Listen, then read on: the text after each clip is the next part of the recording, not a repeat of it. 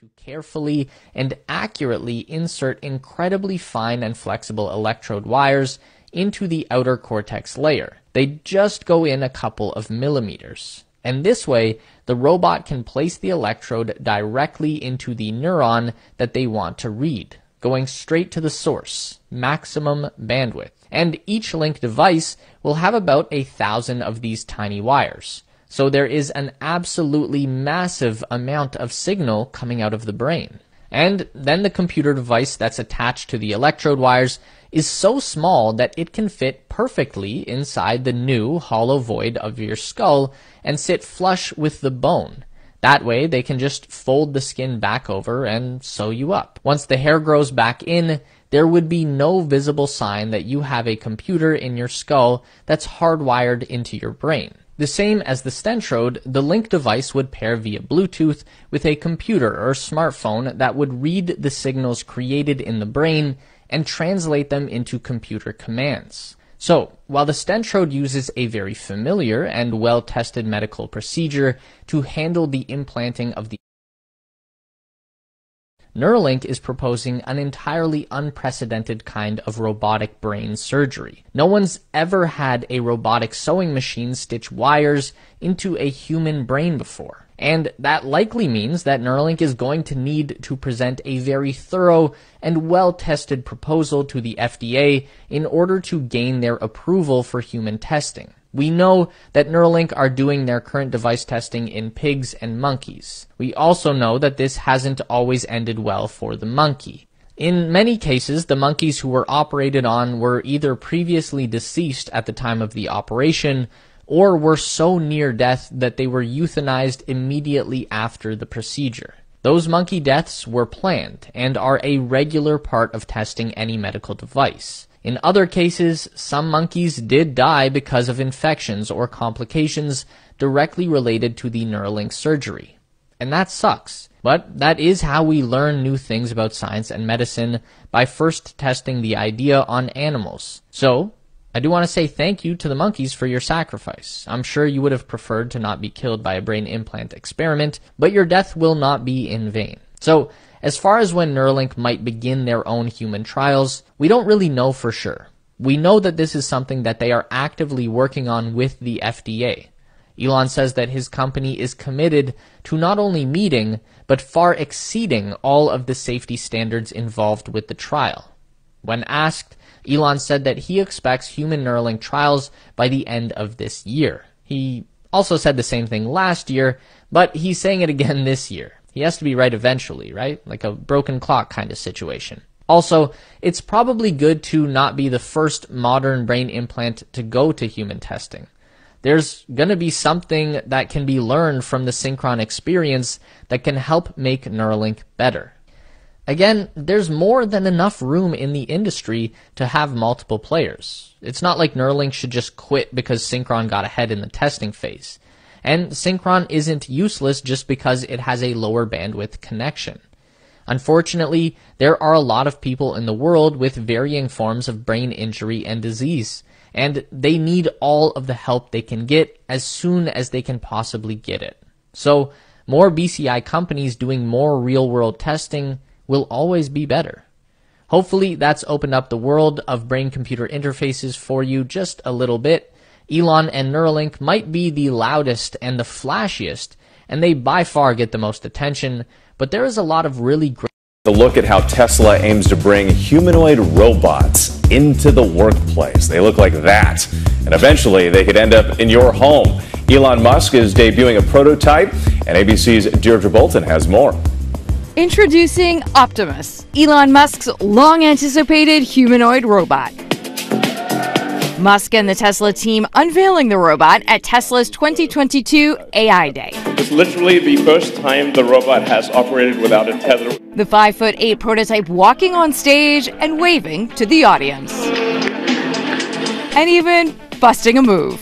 The bot running with the same hardware makeup as Tesla's autopilot system, fully equipped with advanced human-like qualities. It's going to do everything that a human brain does. Processing vision data, making split-second decisions based on multiple sensory inputs, and also communications. The Tesla and SpaceX CEO says he hopes Optimus will fundamentally transform civilization, one day handling tasks thought to be boring, repetitive, or downright dangerous. But others who witnessed the demonstration saying this early prototype falls flat and didn't demonstrate anything new. The release of the long-anticipated humanoid robot comes just 4 months after Tesla announced it's cutting 10% of its salaried staff. The company later clarified that its hourly staff is expected to grow, meaning total cutbacks would be only 3.5%. He predicts that this new robotic future where there's not many human employees, the profits from that and the type of economic activity that will be produced from that will be so great that governments and other entities will be able to afford to actually pay humans to basically do nothing. AI and its risks have been a mainstay in pop culture ever since the Terminator showed us what a worst-case scenario future could look like. I'll be back. Good morning, sir. Things looked more promising in 2004's iRobot, where the AIs acted more like servants. But once again, That thing threw somebody out of a window. Is that registering with you? to be sure, new technology means new safety concerns, but also new promise.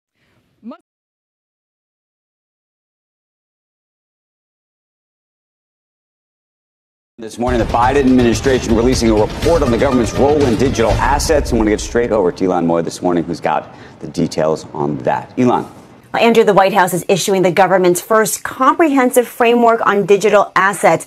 It says the goal here is to mitigate the downside risk of a volatile industry and harness the benefits where proven. Now, the Treasury Department, Commerce, the DOJ, and the White House all contributed to this effort. NEC Director Brian Deese told reporters, quote, without proper oversight, cryptocurrencies risk harming everyday Americans, financial stability, and our national security. Among the recommendations, the Fed should keep exploring a central bank digital currency, which the White House said could offer significant benefits. On climate, the Department of Energy and the EPA will consider tracking the environmental impact of crypto and developing performance standards. There was also a big focus on illicit finance. The White House is weighing whether to ask Congress to amend the Bank Secrecy Act and other anti-money laundering laws to specifically reference digital assets. And Treasury will issue risk assessments of DeFi and NFTs in 2023. So this is the follow-up to the government-wide executive order that the White House had released back in March. The crypto industry worked closely with the administration back then. We'll see how it responds to what feels like a more skeptical tone today. Guys, you can think of today's release as the blueprint for regulation down the road. And the White House is making it clear that regulation is coming. Listen, I've been warning you over and over, and now the Fed's saying the quiet part out loud. They want a digital currency. Ladies and gentlemen, it is the biggest surveillance tool you will ever see in human history. They're now saying the quiet part out loud about the creation of a central bank digital currency. Take a listen. So it would not be anonymous. It would not be an anonymous bearer instrument. We would be looking to balance privacy protection with identity verification, which has to be done, of course, in today's traditional banking system. You just heard him say it. You don't have to listen to me. Joining me now is cryptocurrency expert and the author of Undressing Bitcoin, Leah Halper. Leah, thanks so much for joining us. You know, you've been sounding the alarm about these central bank digital currencies for a while. Me as well. It's a big concern. This is the ultimate surveillance tool, isn't it? Absolutely, and anonymity isn't even the worst of our problems. The worst of our problems is the fact that it's going to be programmable. Because it is digital, it means the money can be programmed to be spent in any way in which the central bank or the government decides. So one of my particular concerns is the World Economic Forum, because they're talking about implementing a carbon allowance. Now, this means each individual will be given a certain amount of, whether it's credit or whatever it is, carbon that they are allowed to emit. And how do they implement that? Through a central bank digital currency. So if I buy too many plane tickets, or if I buy too much meat, because those things are all supposedly very bad for the environment, my money when I go to fill up my car could then be declined. So now they're literally controlling what we can and can't do with our money. It's also important to realize that the money can expire. So during times of economic uncertainty, central banks love to print lots and lots of money, which causes inflation. But we could get to a point where they say, instead of printing money, guys, you have to spend at least 10% of your savings in the the next 3 months. If you don't spend that money in the next 3 months, then that money is going to expire. And if you can't save money, well, then you can't build long-lasting generational wealth. You're always going to be a slave to the system. And, you know, I don't think people really understand the severity of this. Money is literally the energy which fuels your life. If you don't have freedom of money, you don't have freedom of anything. You know, Dan, I know you talk about the Second Amendment. You know, if they don't need to necessarily get rid of the Second Amendment, but they can just say they can program your money so that you can't actually go and buy a gun. So again, it really is the most tyrannical form of surveillance we will ever see. When they control the money, they control the world.